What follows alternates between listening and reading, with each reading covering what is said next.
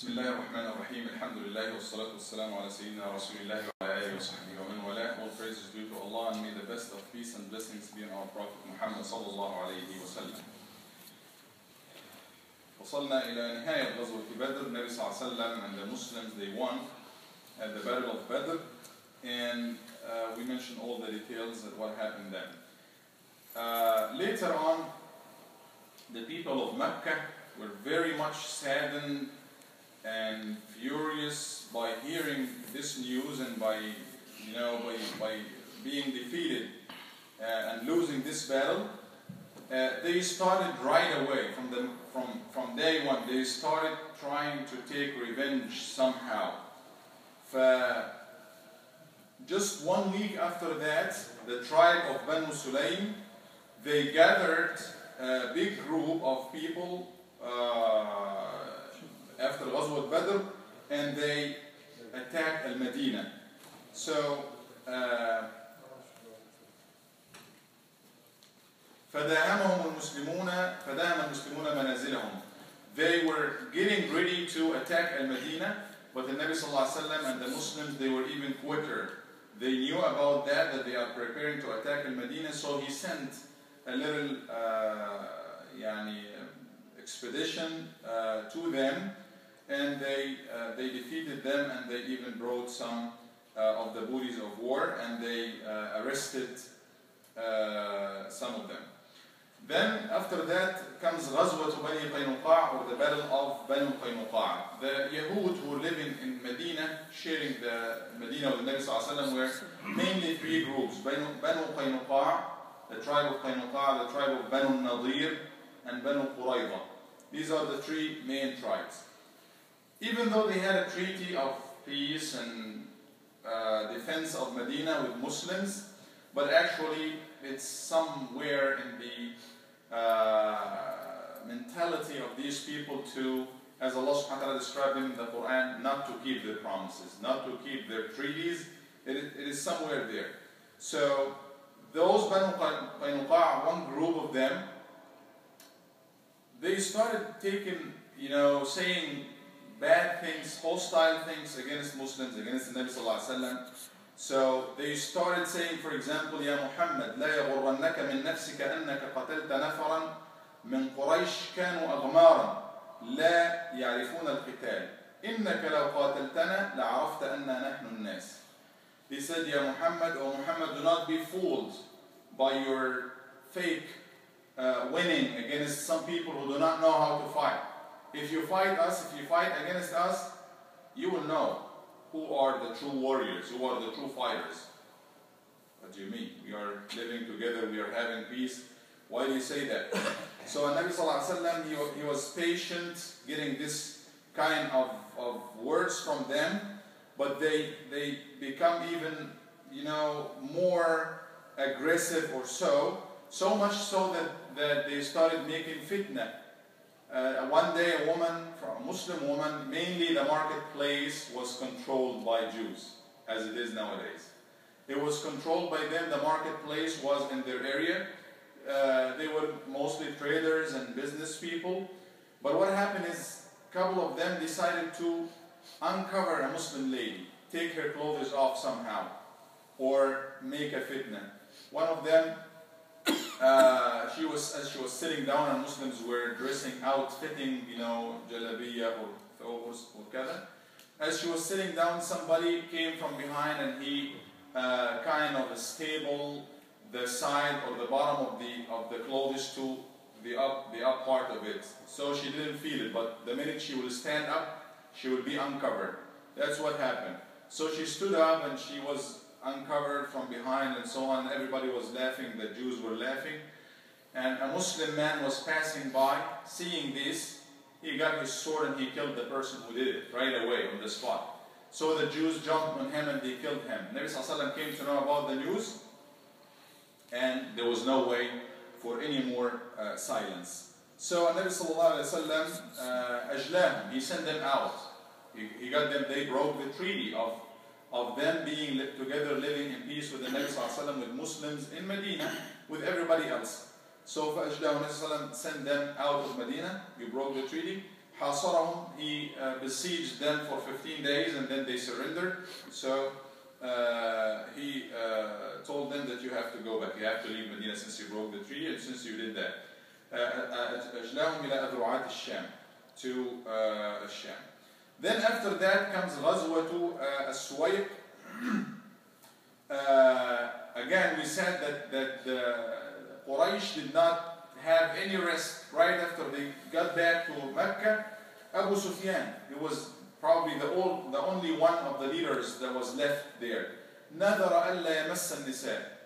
He vowed, he took an oath that he will not touch women. He will not have, any intimate relationship until he goes back and take the revenge from Muslims under the leadership of Muhammad sallallahu alaihi wasallam. And he went out in 200 fighters. He got an army of 200 fighters, and he came all the way to Al-Madinah. And he again plotted with the Yahud again, with the Jews, who kind of hosted him. One of their leaders hosted him for 1 day or so, and then they were not 100% ready for fight or so on. All they did is they did cut some palm trees, and they killed 2 people who were just innocent farmers there. They killed them and they left. And Nabi Sallallahu Alaihi Wasallam, when he heard about this, they already left. He chased them for a long time, but they escaped. He couldn't get them. Then later on, we see it's the sequence of events how the Yahud who are sharing the city with the Nabi Sallallahu Alaihi Wasallam is always any fitna or most of the fitna, most of the problems are coming from them. So hearing this, and Nabi Sallallahu Alaihi Wasallam as the leader of the Muslim, as the judge, because he was the judge, he was the leader, he was everything for Muslims. He issued the judgment against Ka'b ibn al-Ashraf, the leader of Yahud at this time, one of the leaders of Yahud, that he should be killed. Especially since he took very hostile actions against Muslims, and he started saying very bad words and even saying some poetry against Muslims and so on. Even after what happened to Bani Qaynuqa, this was from a different tribe, but he was almost steering all fitan against Muslims. So Nabi Sallallahu Alaihi Wasallam sent him 5 people to execute this judgment. Now, after that, we come to a little expedition by the name of Sariyat al-Qarda. After Quraysh got to know that there is no way they could go to Sham, to Syria from the regular route passing by Medina, so they had to take a very long way going through Najd, which is the eastern northeast part of Arabia, so they had to go very long way. They were going actually through Iraq. And instead of taking a shortcut and going straight, they had to change the way and go for a very long way. But even though Nabi Sallallahu Alaihi Wasallam knew about a caravan that was for Quraysh that was going north to Sham from or through Najd, so he sent Zayd ibn Haritha as the leader with 100 soldiers, and he attacked this caravan, and he got everything, and he got all the caravan, and he got a lot of money from that, all of the money and all the caravans, but everybody actually fled. He didn't take any hostage, with the exception of one person who was the guide for them. So that was a very painful hit for Quraysh, especially as it comes after Badr, shortly after Badr, a few months after the Battle of Badr. All of that paved the way for Ghazwat Uhud, the next major battle, which is Battle of Uhud between the Muslims and the non-Muslims, or Quraysh mainly. Actually, what happened at the end of Badr, Abu Sufyan said, well, he said in a loud voice as he was leaving, defeated and everything, addressing Muslims, let's meet the same time next year. So it happened exactly 1 year later, a year and like 13 months exactly, close to 13 months, that they came back. Quraysh started preparing everything because they were very furious. They wanted to take revenge. They wanted to they put every possible way, spend a lot of money, finances of Quraysh, everything was available to just get back their pride that was shattered in Ghazwat Badr. So they gathered a lot of Ahabish, a lot of the Abyssinians, they hired a lot of people, a lot of mercenaries, not only Quraysh and Arabs, they hired so many people to fight with them. So they went, and the total number of them was 3,000. For Badr they came with 1,000. Now they are having, 3 times the number that they came with last year. So 3,000 with 3,000 camels and 200 horses and 700 shields. And they got even a lot of women with them, their wives and their daughters and so on, to stay behind them and to keep urging them to fight and so on and stuff like this. The leader, the general leader was Abu Sufyan, and they marched forward from Mecca towards Medina. Nabi Sallallahu Alaihi Wasallam came to know about that like a week before they reached Medina, and he was, thinking what to do and so on. He sent some people to guard Medina from outside, until he decides what to do. And then he started making some shura with the Muslims. What should we do? This is a situation here. They're coming, and it's so big army, much more than even the residents of Medina, not soldiers, the residents of Medina. So when they came, Nabi Sallallahu Alaihi Wasallam consulted with them. So he, most of the youth, all the youth, they said, Ya Rasulullah, we just go out and meet them. Even though his own view Sallallahu Alaihi Wasallam was to stay in Medina. الرجال يقاتلون على أفواه الأزقة وكذا والنساء من فوق الأسطح أو البيوت. Men, the view of the Prophet ﷺ is that men will fight at the streets, at the mouth of the streets, and women will fight from the top of the houses.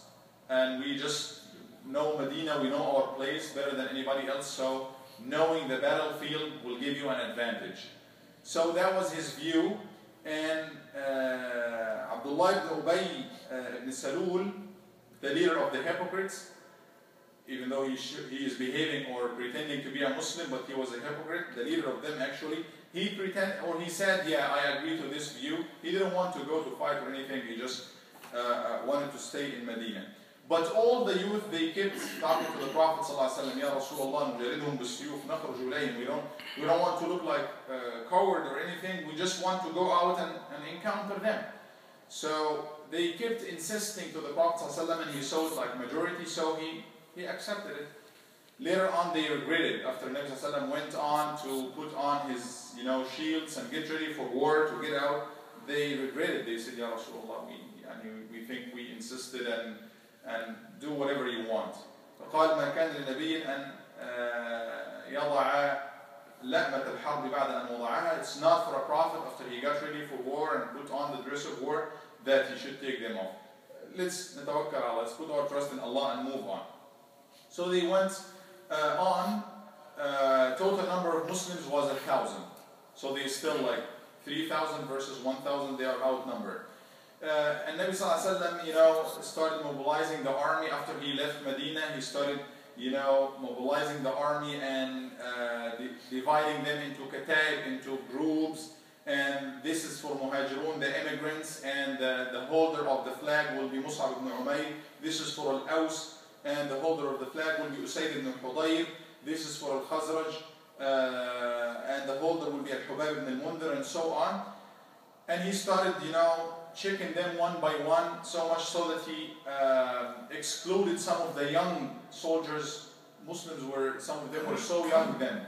But he admitted Rafi' ibn Khadij, even though he was so young, because he was so intelligent and talented as far as shooting arrows. But one of his friends, even though he was young too, Samur ibn Jundab, he said, Ya Rasulullah, you admitted, he was rejected. He said, you admitted my friend, and if I fight him, I will beat him. So Nabi Sallallahu Alaihi Wasallam told them to just fight, and Samur already he beat Rafi', so Nabi Sallallahu Alaihi Wasallam admitted him as well. SubhanAllah, Muslims were, even young Muslims were keen to participate in, participating in jihad and in war against, you know, the enemies of Islam and so on. So Nabi sallallahu alaihi wasallam admitted them, and he appointed 50 people to guard the camp or the army, as they are still, they didn't get there, they didn't get to the battlefield yet, because Mushrikun came all the way to the suburbs of Medina to Jabal Uhud, somewhere in Jabal Uhud, and they camped there. Nabi sallallahu alaihi wasallam had to go all the way to them.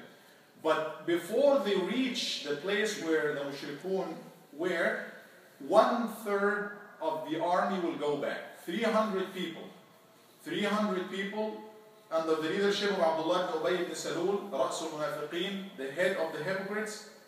Him and his tribe and his people and his followers decided to go back and leave the army. And بدأ الاضطراب في صفوف المسلمين. Some disturbance happened.